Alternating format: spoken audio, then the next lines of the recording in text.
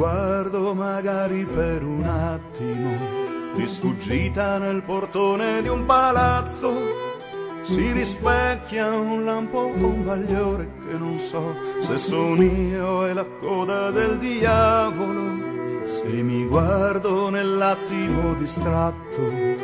in cui tento di dominare il vento, quel che vedo non è l'anima di un santo e neanche un incoronato sposo. Se puoi non farmi altre domande, adesso basta, vaghiamo nella nebbia. Nessuno conosce nessun altro e poi guardami negli occhi, è tutto scritto qui. Dammi l'ardore di notti infedeli, scuoti il mio sonno docile ed arreso, fa che io ceda a sogni ardenti ed a mio amore sì, ma che sia grande, non una storia letta con il testo a fronte, niente schiavitù né tradimenti, e questa è la sottile arte degli amanti.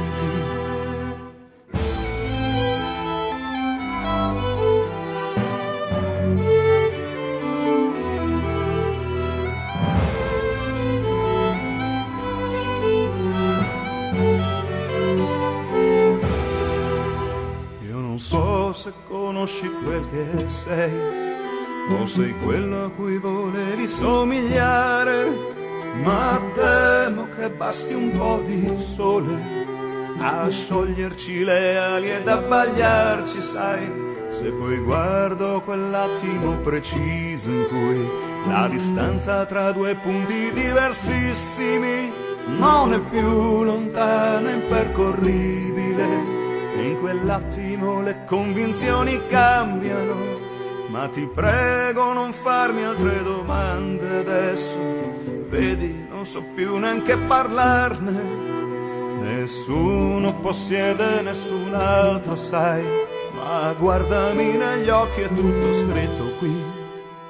Dammi l'ardore di notti infedeli, scuoti il mio sonno docile ed arreso, fa che io ceda a sogni ardenti ed a mio amore sì, ma che sia grande, non una storia letta con il testo a fronte, niente schiavitù né tradimenti,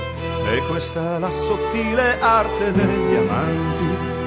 E dammi l'ardore di notti infedeli, scuoti il mio sonno docile ed arreso, fa che io ceda a sogni ardenti ed a mio amore sì, ma che sia grande, non una storia letta con il testo a fronte, niente schiavitù né tradimenti, e questa è la sottile arte degli amanti.